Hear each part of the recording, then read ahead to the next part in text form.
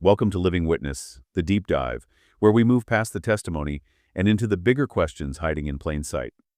Tonight, Sarah and I are tackling a subject that forms the backbone of how encounters with the unknown are classified, the Hynek system of close encounters. It's a framework that has shaped how sightings and experiences are understood, dividing them into levels that range from distant lights to undeniable, up-close interactions. But how accurate is it? And does it still hold up against modern reports? For the next hour, we're going beyond speculation, breaking it down, asking hard questions, and exploring what this system means for the testimonies we uncover. Subscribers, settle in. It's time to dive deep.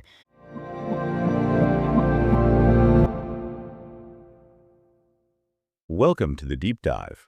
We're the place where we take those complex topics you send us, unpack the sources, and really get to the core insights for you. Yeah, think of it as your way to get up to speed quickly, but, properly. We sift through it all so you understand what's actually important. And today, oh boy, we're diving into something that's really captured public attention for decades, and honestly, it's shifted. It's gone from maybe fringe ideas right into serious discussions, even inside the Pentagon. We're talking about unidentified aerial phenomena, UAPs. Exactly. And specifically, we're going to unpack the work of Dr. J. Allen Hynek, his classification system for UFO encounters. It's kind of the foundation for a lot of this discussion. And we've got a couple of main sources to guide us today. First, there's an excerpt. It's titled Kinds of Close Encounters. That really lays out Hynek's original categories. Okay. And second, we're pulling from some web links, awakenshe.org, which gives a more, let's say, contemporary view, especially on how the system's been expanded over the years. Right, because it hasn't stayed static. Yeah. Good. And we're really tailoring this, as always, for the learner. That's you, listening, wanting to grasp things quickly, get those aha moments, but without feeling totally swamped by information. Yeah, this is your shortcut to understanding this, well, truly fascinating field. And it really is fascinating, isn't it? That shift you mentioned from, like you said, fringe theories, often dismissed, to actual government task forces investigating these UAPs. It's a huge leap. Really signifies a change in attitude, I think, acknowledging there's something genuinely unexplained happening up there. It's wild, thinking that something often just in sci-fi movies is now being discussed in terms of national security and, well, actual science. Okay, let's get into it. Hynek's system. At its core, it's about levels, right? Levels of proximity and interaction with UFOs. Exactly. And the starting point, the foundation, is close encounters of the first kind, CE1. CE1. Okay, so what defines that? What makes an encounter a first kind? So a CE1 is basically a visual sighting. You see a UFO, an unidentified flying object, and it's relatively close. Generally, the guideline is within about 500 feet. 500 feet, okay. Yeah. Close enough to see details, potentially. Right, but here's the key part. It's only visual. There are no physical effects reported. The environment isn't changed. Your car doesn't stall. You don't feel anything. There's no direct interaction with the object itself, just observation. Got it. Just seeing something weird close by. And the excerpt we have actually starts with a really famous, almost foundational example, doesn't it? Kenneth Arnold, 1947. Yes, the Mount Rainier sighting. And what's so interesting, almost ironic as you said, is how the term flying saucer came about. Yeah, tell us about that. It wasn't the shape he saw, was it? Not exactly. He saw these bright crescent-shaped objects, but he described their movement. He said they flew erratically, kind of like a saucer would if you skipped it across water. Ah, so the motion, not the form factor. Precisely. But the media picked up on saucer and boom, that image, the classic disc shape, got cemented in the public mind, all based on a description of movement. It's a great insight into how easily interpretation can shape the narrative around these things. Totally accidental branding almost, just from describing how they moved. Amazing. Yeah. So Arnold sighting, that's a classic CE1 then. Close visual, no interaction. Textbook CE1. He saw something unidentified, relatively close, but there were no reported physical effects or interaction. It just highlights how that simple visual observation can still have such a huge cultural impact. Okay, so beyond just seeing something, what are the common features people report in these CE1s? Yeah. What makes them stand out as truly unidentified? Well, a lot of it comes down to reported flight characteristics, things that seem to defy our known laws of physics. Like what? Instant acceleration, for instance, going from a dead stop to incredible speeds almost instantaneously, or making sudden, sharp turns, angles that would exert g-forces no human pilot or even conventional aircraft structure could possibly withstand. Right. And silent operations, another common one, isn't it? Very common. Objects moving at high speeds without making any sound, no engine noise, no sonic boom when they supposedly should. These impossible-seeming capabilities are really what distinguish these sightings from, say, misidentifying a plane or a weather balloon. You mentioned earlier the USS Princeton Tic Tac incident from 2004. Mm. That one got a lot of attention recently. How does that fit in as a CE1? The Tic Tac incident is a fascinating case, and it fits CE1 primarily because, based on the initial reports from the pilots and sensor data, it was a close visual and sensor-based observation without immediate reported physical effects on the environment or the pilots themselves. Okay, so observed closely, tracked on radar, seen on infrared video. Exactly. You have multiple highly trained observers, Navy fighter pilots. You have sophisticated equipment, the Aegis radar system on the Princeton, the pilot's own radar and FLIR cameras, all tracking this object. And the object did? What again? Things that are just, well, mind-boggling. It was tracked dropping from altitudes like 80,000 feet down to sea level in potentially just a couple of seconds. Without a sonic boom. Without a sonic boom. It could hover, accelerate instantly, outpace fighter jets. By Hynek's definition, it was a close observation of an object exhibiting completely anomalous behavior.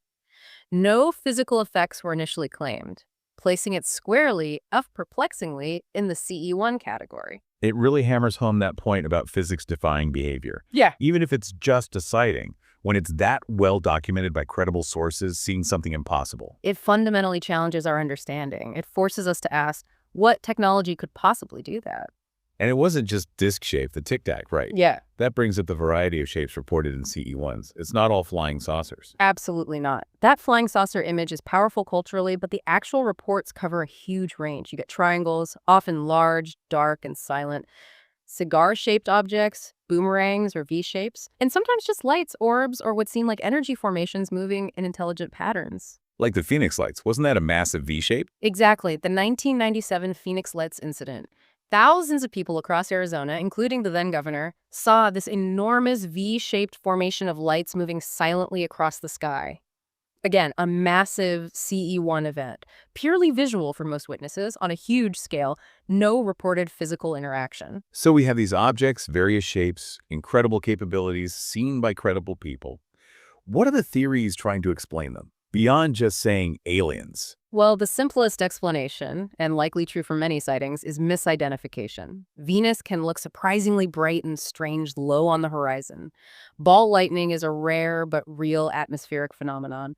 Unusual cloud formations, secret military aircraft, drones. Okay, usual suspects. But for the really puzzling ones, like the Tic Tac. That's where more speculative theories come in. The interdimensional hypothesis is one. The idea that these aren't necessarily craft from other planets, but maybe entities or objects from another dimension, another reality that coexists with ours, just sort of leading through occasionally, appearing and disappearing in ways that seem impossible in our 3D space.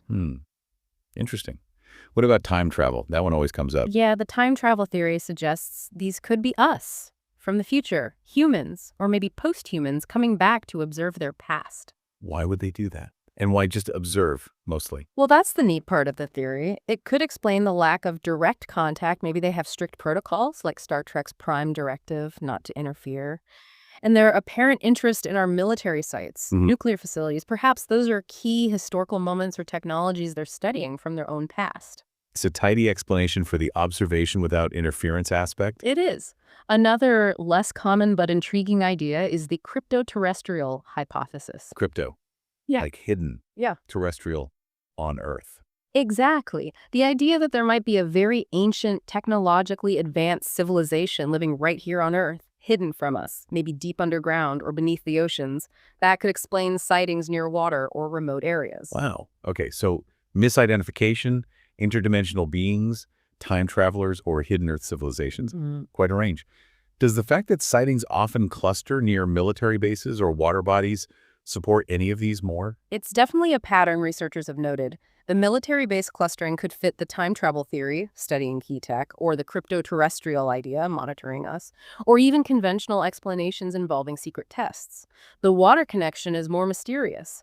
Some speculate it could relate to power sources, concealment, or maybe even entry-exit points if you're thinking interdimensionally or undersea bases. It adds another layer of intrigue. It's definitely moved way beyond just visitors from Mars. It's a much richer, weirder discussion now. And the official acknowledgement, like the Pentagon's UAP task force, that feels like a huge shift. It really is. For decades, official reports were often dismissed, even ridiculed. Now you have the Department of Defense setting up specific bodies to collect and analyze these reports, treating them as potential national security issues. That signifies a major change in governmental attitude. It legitimizes the study of these phenomena to a degree we haven't seen before. But here's something I always wonder. With smartphones everywhere, amazing cameras, why don't we have crystal clear videos of these CE1s all the time? Good footage still seems rare. That's a really good question, and it's one of the persistent frustrations in this field. Part of it is the nature of the sightings themselves. These things are often reported as moving incredibly fast, erratically, or appearing very briefly. Hard to whip out your phone and get focus in time. Exactly. And even if you do, capturing a clear image of a distant, fast-moving object, especially at night or in difficult atmospheric conditions, is technically challenging. Zoom lenses, stabilization, focus. It's not as easy as it sounds. Plus, distance and atmosphere can distort images significantly. But we do get footage sometimes, like the Navy videos. We do. And what adds weight, even when footage isn't perfect, is the credibility of the witnesses. Airline pilots, military personnel, astronauts.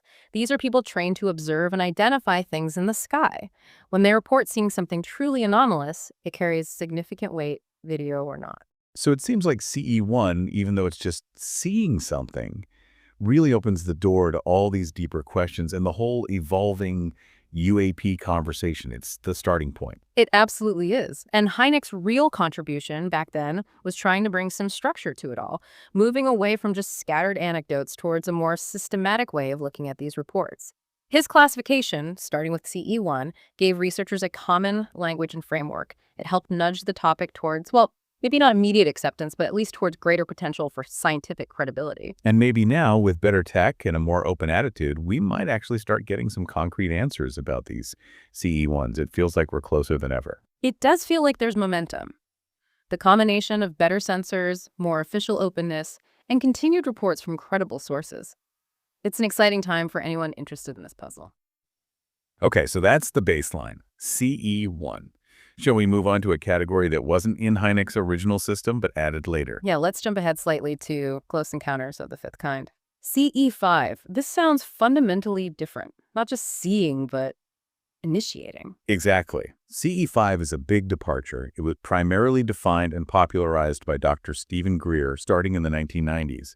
It's not about passively witnessing something. It's about intentional human-initiated contact with what proponents believe are extraterrestrial or non-human intelligences. Okay, wait, so we try to make contact with them. That flips the whole script. Completely. Yeah. The core idea of CE5 is that maybe these intelligences are out there, but they're waiting for us to reach out peacefully and consciously. It shifts the responsibility, suggesting the silence isn't necessarily because no one's there, but maybe because we haven't been deliberately trying to connect in the right way. How?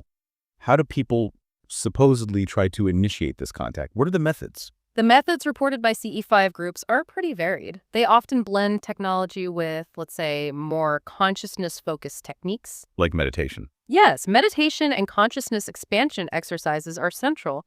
The idea is to raise your vibrational awareness or enter a state of coherent thought and peaceful intention, making yourself more receptive, perhaps, to telepathic signals or subtle energies. Okay, and technologically. Light signaling is very common, using high-powered lasers or flashlights to project beams into the sky, often in specific patterns. Sound is another method, using specific frequencies, tones, sometimes even broadcasting audio signals or music with the intention of attracting attention.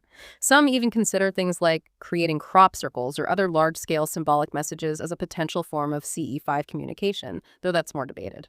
Telepathic communication seems key here. How is that supposed to work? How do they describe it? Proponents often talk about receiving information nonverbally. Mental images, sudden insights, strong emotional feelings, or even direct thoughts that seem to come from an external, non-human source. It's described as more of a direct mind-to-mind impression than hearing words. Which, of course, is incredibly difficult to verify objectively. That's the core challenge for skepticism, absolutely.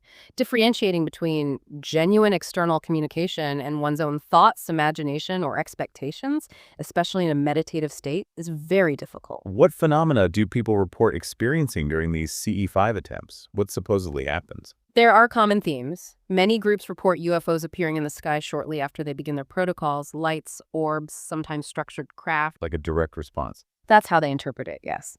They might see unusual plasma orbs, streaks of light moving in non-ballistic ways, things that seem to react to their light signals or their focused thought.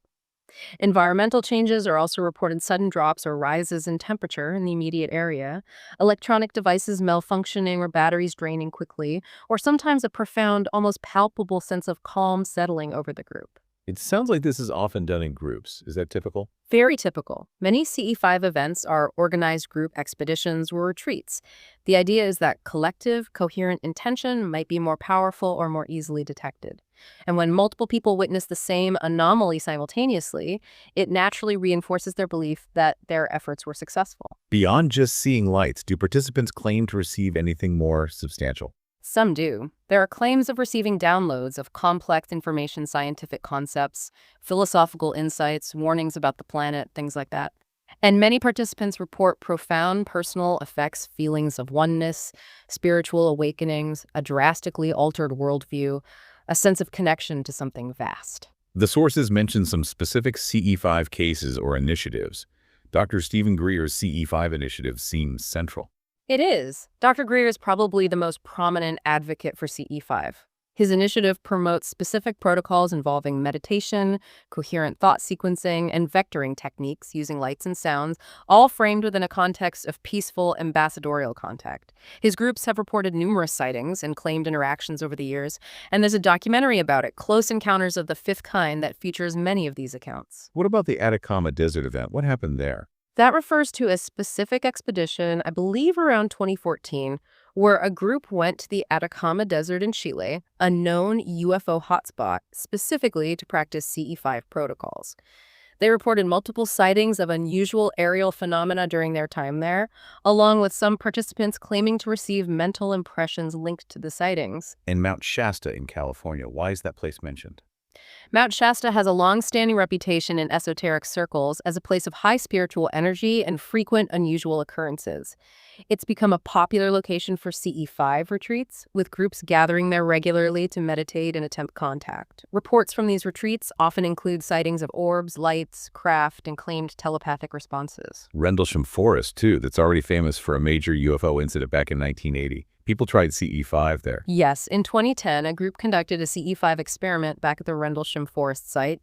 Some participants reported receiving telepathic messages and observing unusual lights during their session, attempting to consciously connect with whatever intelligence might have been involved in the original incident. Okay, so you have these accounts, these claims of initiated contact. What does mainstream science or skepticism say? What are the alternative explanations? Well, the primary explanations fall into a few categories. Psychological factors are huge. Meditation can induce altered states, vivid imagery, even hallucinations. Confirmation bias is likely strong. If you go out expecting to see something and wanting contact, you're more likely to interpret ambiguous lights or feelings as significant. It's identification too, presumably. Satellites, planes. Absolutely, especially at night in remote areas. Satellites flaring, meteors, aircraft lights seen under unusual conditions, even natural atmospheric plasma. These can all be mistaken for anomalous craft or responses, particularly by people predisposed to see them. And the group setting, does that play a role? Skeptics point to group dynamics, yes. Mass suggestibility, shared expectations reinforcing each other's perceptions. If one person points and says, "Look," others might be more inclined to see something unusual too. The fundamental issue for scientific acceptance is the lack of verifiable objective proof. It relies heavily on subjective testimony and personal interpretation. Unlike, say, a CE2 with potential ground traces, CE5 evidence is mostly experiential. But there are also metaphysical or esoteric perspectives on CE5, right? How do they frame it? From those viewpoints, CE5 isn't just about physical craft. Some believe these intelligences exist in higher dimensions or vibrational states, and meditation is a way to attune consciousness to perceive them. Others connect it to ideas of a universal consciousness, seeing CE5 as tapping into that interconnectedness. And some view it as part of a broader cosmic awakening, where humanity is being gently prepared for more open contact. The awakened.org source even gives like a step-by-step guide for trying CE5.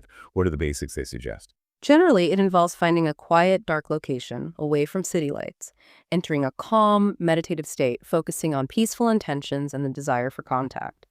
Then, using signals, flashlights, lasers, maybe specific sounds or tones aimed towards the sky. And importantly, documenting everything. Times, observations, any feelings or impressions, taking photos or video if possible. And finally, analyzing the results objectively, considering all conventional explanations first. The article also lists some interesting facts. Global reports, supposed Pentagon acknowledgement of responses to signals. How solid are those claims? Well, there are definitely anecdotal reports of CE5 attempts worldwide. The claim about Pentagon acknowledgement is more nuanced. The UAP task force has acknowledged reports where UAPs seem to react to the presence of military aircraft or personnel, but they haven't specifically endorsed the CE5 methodology or confirmed responses to citizen signaling attempts. Other points, like the prevalence of plasma orbs in CE5, warnings about environmental crises, or links to ancient traditions, are common themes within the CE5 community but lack independent verification. They're part of the narrative but not established scientific fact. So CE5 really pushes the boundaries, doesn't it? It mixes science, consciousness, intention, maybe psychology. It's a whole different way of looking at potential contact. It really is. It's a fascinating, if highly controversial, frontier in UAP discussions. It asks us to consider the role of human consciousness itself in the phenomenon. Whether it's tapping into something real or reflecting complex human psychology, it adds a unique dimension to the mystery. Okay, from initiated contact, should we move to the category involving involuntary contact? Close encounters of the fourth kind, CE4. Ah, yes, CE4. This is probably the one that generates the most intense reactions, I think. Alien abduction. That's the territory we're in with CE4. It's defined as an encounter that involves the alleged abduction, the involuntary taking of a person by what are perceived as extraterrestrial or non-human beings. So this is direct physical interaction, but against the person's will, often involving things like missing time, right? Exactly. Key elements often reported include missing time gaps in memory the person can't account for, being physically taken from their environment, encounters with non-human entities aboard some kind of craft or in an unfamiliar setting. Often, reports include medical-type examinations, telepathic communication is common, and usually significant after effects, both psychological and sometimes physical. And it's fair to say this is highly controversial territory. The debate between researchers who believe these are real events and skeptics who offer other explanations is intense. Extremely intense. It's probably the most polarized aspect of ufology. You have compelling, often traumatic testimony on one side and plausible alternative explanations involving psychology and neurology on the other. There's very little middle ground. Remind us where CE4 fits in Hynek's expanded scale again. It sits after CE3, seeing occupants without interaction, and before CE5, human-initiated contact. CE4 is characterized by that direct, non-consensual interaction involving removal from one's surroundings by these perceived entities. Let's break down the common features reported. What does a typical CE4 narrative often include? Okay, while every account is personal, patterns emerge.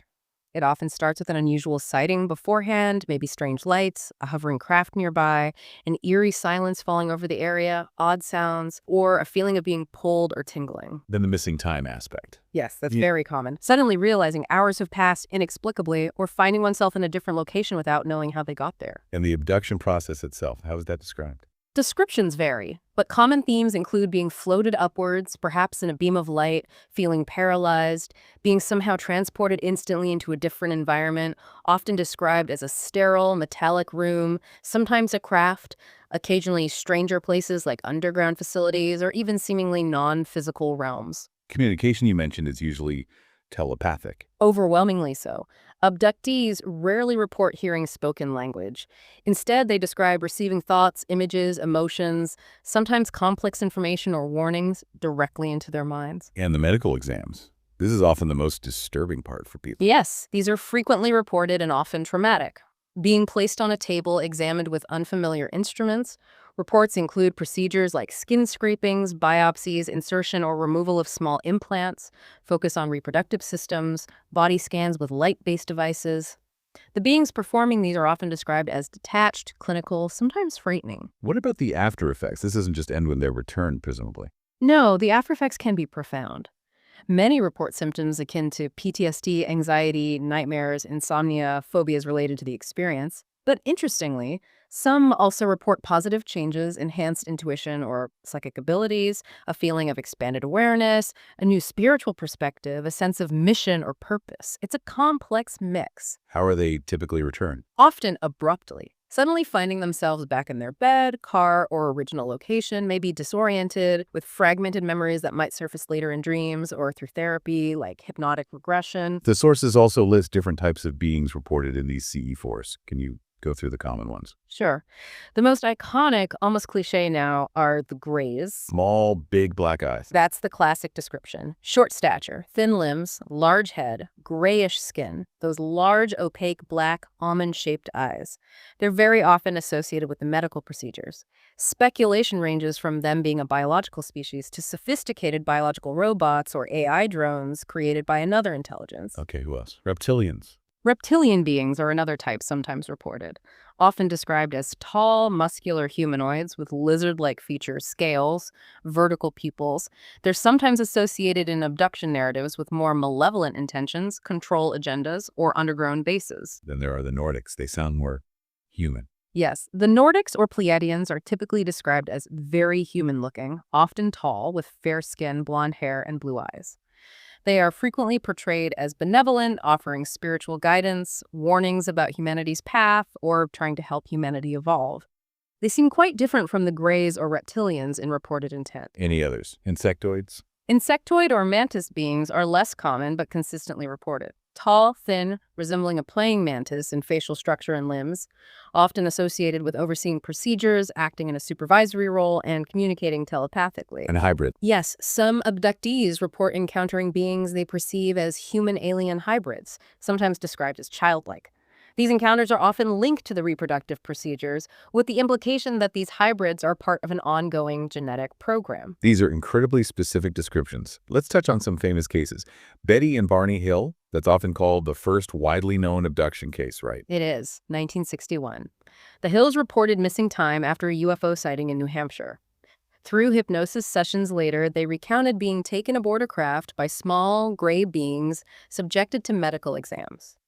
Betty famously recalled being shown a star map, which some later controversially interpreted as depicting the Zeta Reticuli system.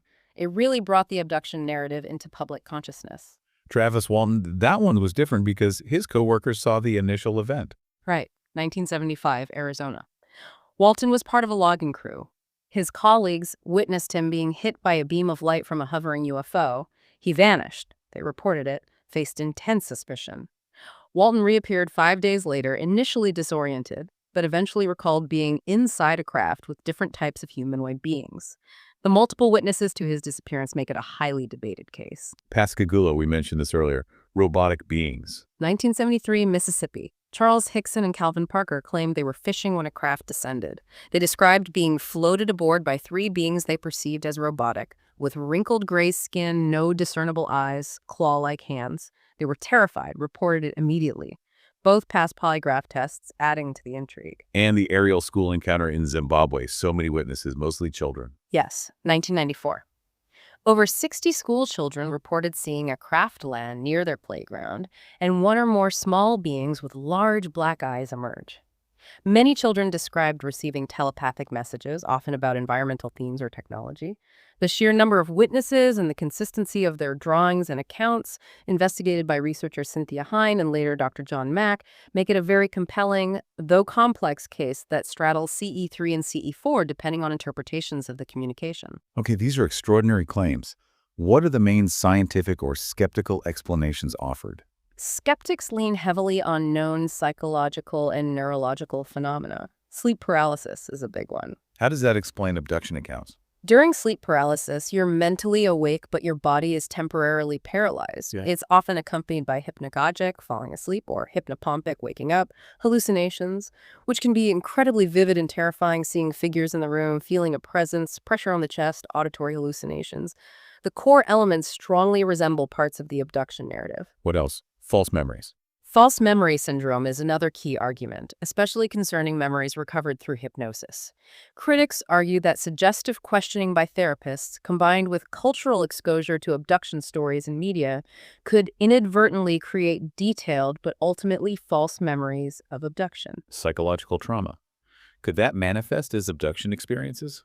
Some researchers suggest that for individuals with past unresolved trauma, the abduction narrative might function as a screen memory or a way the psyche processes overwhelming experiences, projecting them onto an external source like aliens. Any physical explanations, like electromagnetic fields? There's some research, like that by Dr. Michael Persinger, suggesting that stimulating specific parts of the brain, like the temporal lobes, with complex electromagnetic fields can induce experiences similar to aspects of abduction, sensing a presence, out-of-body feelings, vivid imagery.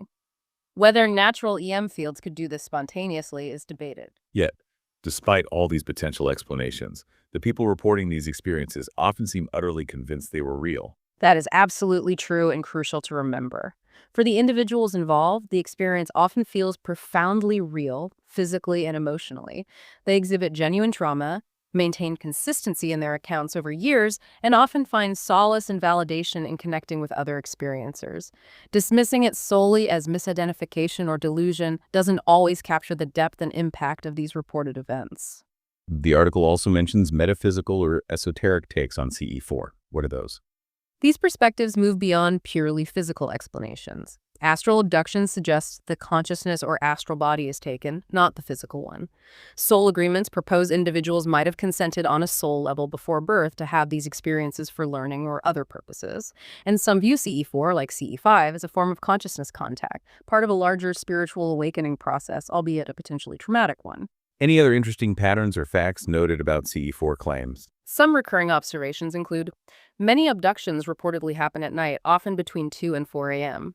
Reports of generational experiences, multiple family members across generations claiming abductions. The frequent lack of clear, unambiguous physical evidence left behind is a major characteristic. Some geographical areas seem to be hotspots for reports, like Sedona or the Hudson Valley. And similar to CE5, some abductees claim telepathic downloads of complex or advanced information during their experience. Wow. CE4 is definitely deep, dark, and mysterious water. It really forces you to question the nature of reality, memory, consciousness. It's profoundly challenging. It absolutely is. Whether real physical events, complex psychological phenomena, or something stranger still, CE4 accounts remain one of the most perplexing and deeply personal aspects of the entire UFO enigma. Okay, let's shift gears back a bit in intensity, but towards something potentially more scientifically verifiable. Close encounters of the second kind, CE2. Right, CE2. This is where we get physical evidence, tangible effects left behind by the UFO sighting. Precisely. CE2 is defined by a UFO sighting that includes demonstrable physical effects. Effects on the environment, on living things, or on technology and mechanical systems. This is the key difference from CE1, which is just visual. So something measurable, observable, testable, potentially. That's the hope. And why CE2 cases are often considered particularly significant from a scientific standpoint. They offer the potential for evidence that goes beyond just eyewitness accounts. If a UFO leaves scorch marks, affects machinery, or causes radiation burns, that's something investigators can potentially measure and analyze. Makes sense. So what kinds of physical effects characterize as CE2? Let's break down the specifics. There's quite a range. Electromagnetic disturbances are very commonly reported. Like cars stalling. Yes, that's a classic example.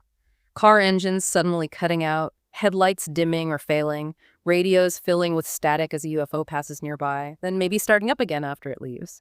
Power grids experiencing outages or fluctuations in the vicinity, compass needles spinning erratically, radar systems being jammed or showing anomalous returns, aircraft instruments malfunctioning. Okay, effects on technology. What about effects on the ground itself? Ground traces or landing imprints are another major category.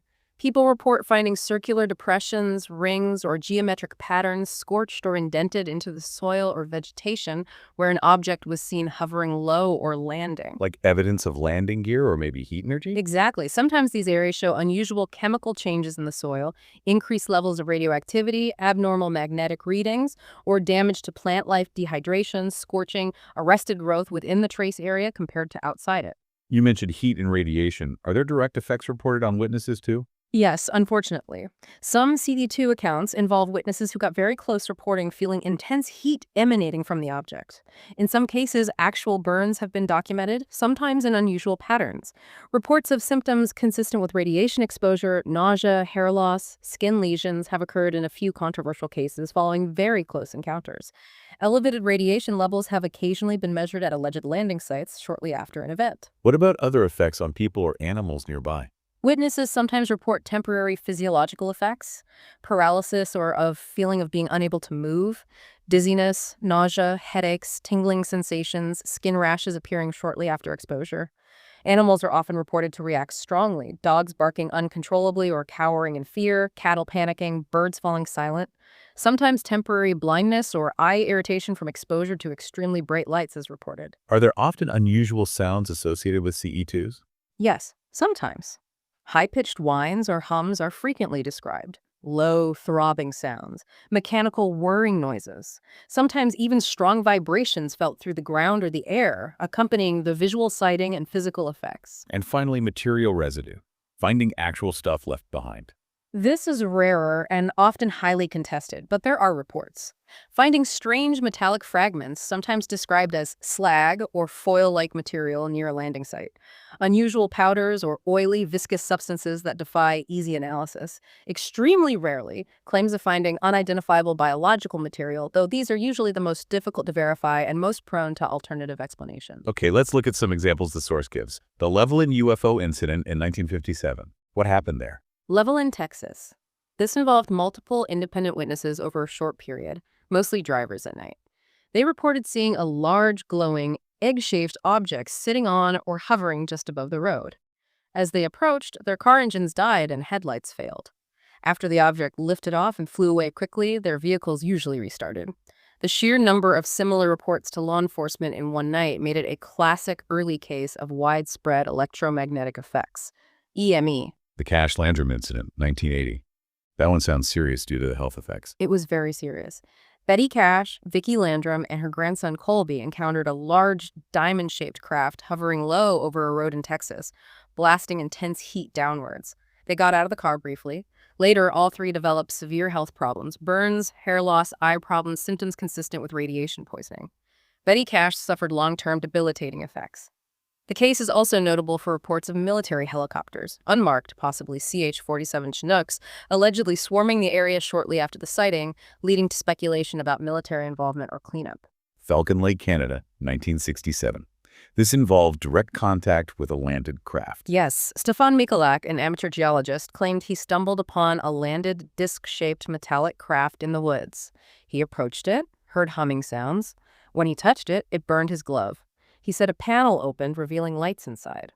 Then, as it started to lift off, a blast of hot gas vented from a grid-like opening, setting his shirt on fire and causing a grid pattern of burns on his chest. Investigators later reportedly found a radioactive circular patch at the landing site. The Tehran UFO incident, 1976. Military jets scrambled. Right. This involved the Iranian Air Force tracking a bright, fast-moving object over Tehran on radar. They sent up F-4 Phantom jets to intercept. As the first jet approached, its instruments and communications reportedly failed, forcing it to return. The second F-4 pilot also reported weapon system malfunctions when attempting to lock onto or fire at the object. It displayed incredible speed and maneuverability, even appearing to launch smaller objects.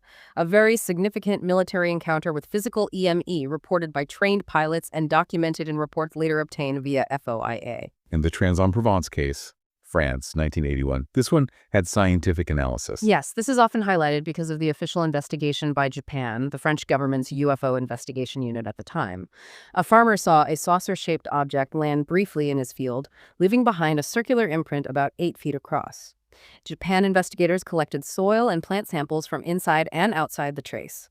Analysis reportedly showed the soil inside the ring was compacted, heated, and had undergone biochemical changes, particularly affecting the alfalfa plant's chlorophyll levels. It's considered one of the strongest CE2 cases due to the physical trace evidence and the rigorous analysis applied. Okay, so really tangible stuff in these cases. What are the typical skeptical counters or scientific explanations for CE2 phenomena? For the electromagnetic effects, explanations often involve malfunctioning equipment, unusual atmospheric electrical conditions, or perhaps effects from classified electronic warfare systems being tested. Ground traces are sometimes attributed to fungal rings, fairy rings, soil conditions, lightning strikes leaving fulgurites, chemical spills, or outright hoaxes.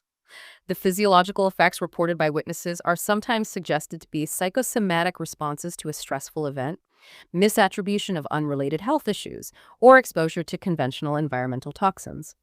Radiation claims are often questioned due to lack of consistent measurements or potential contamination. And classified technology is always a possibility, right? Absolutely, especially near military areas. Advanced prototypes, stealth aircraft, directed energy weapons, their effects could potentially mimic some aspects reported in CE2s. And hoaxes, unfortunately, have to be considered people faking landing traces or residues for attention. Careful investigation is needed to rule out these possibilities. If someone thought they experienced a CE2, what should they do?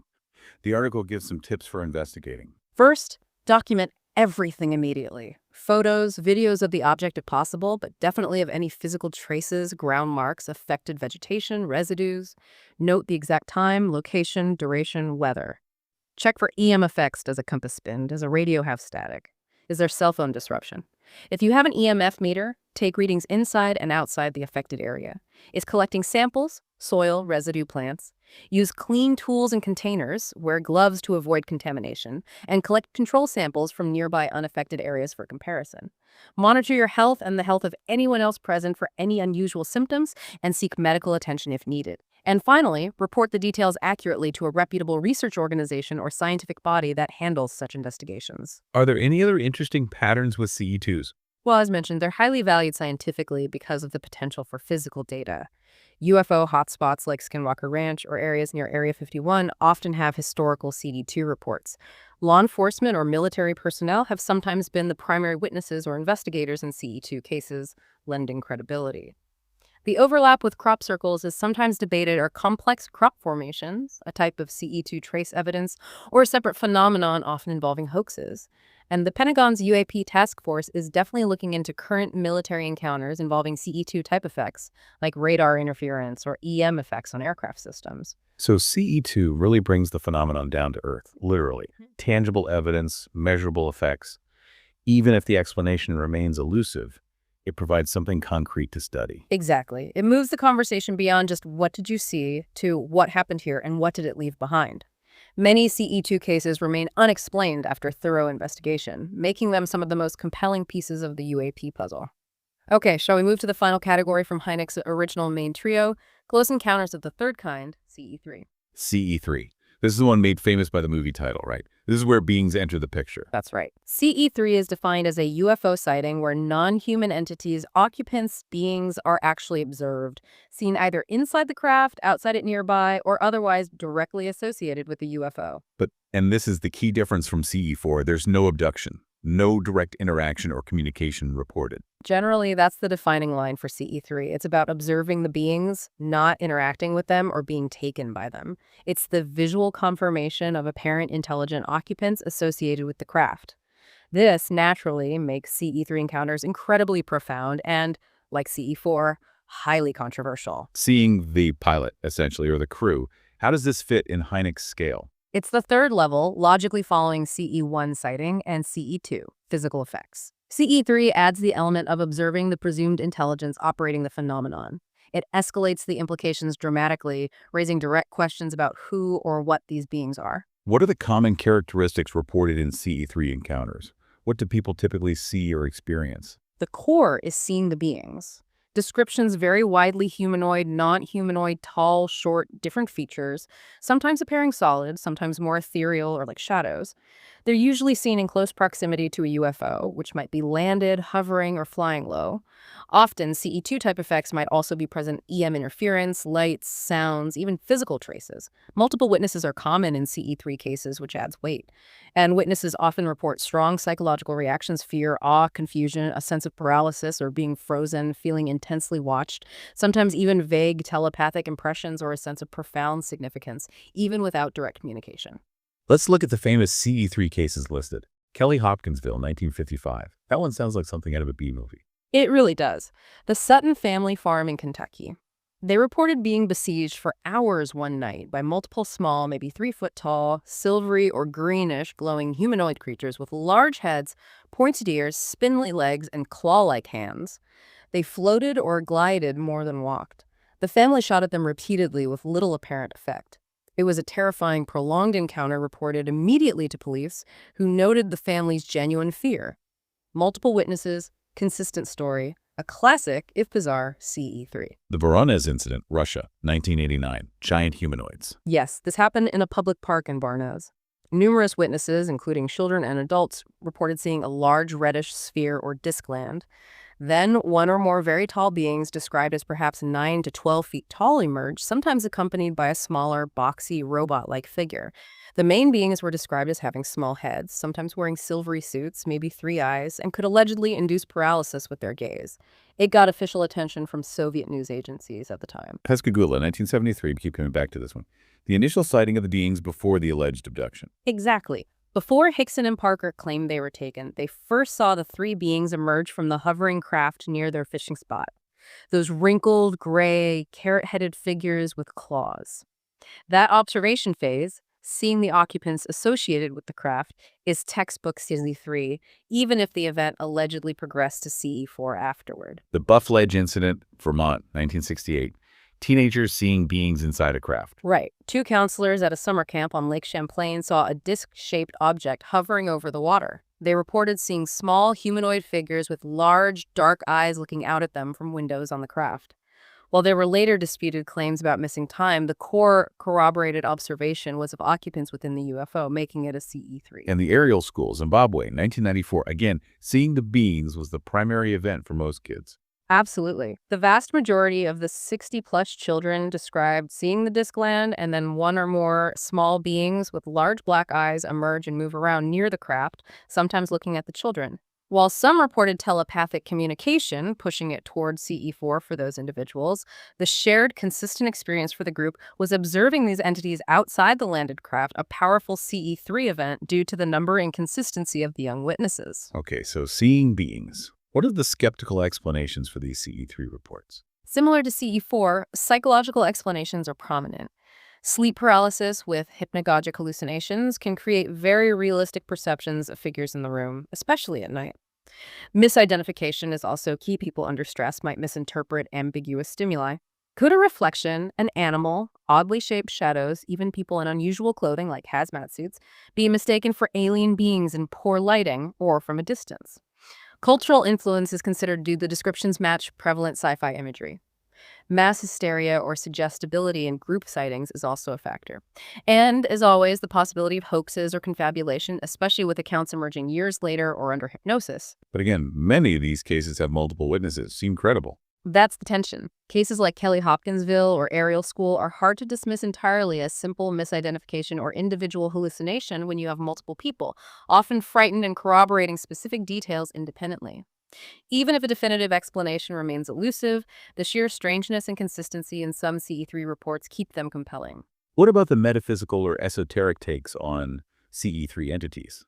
Similar to the other categories, these perspectives often broaden the possibilities beyond just physical extraterrestrials. Maybe they're interdimensional beings phasing into our reality, which could explain their sometimes non-solid appearance or strange movements. Maybe linking to folklore about fairies or elementals.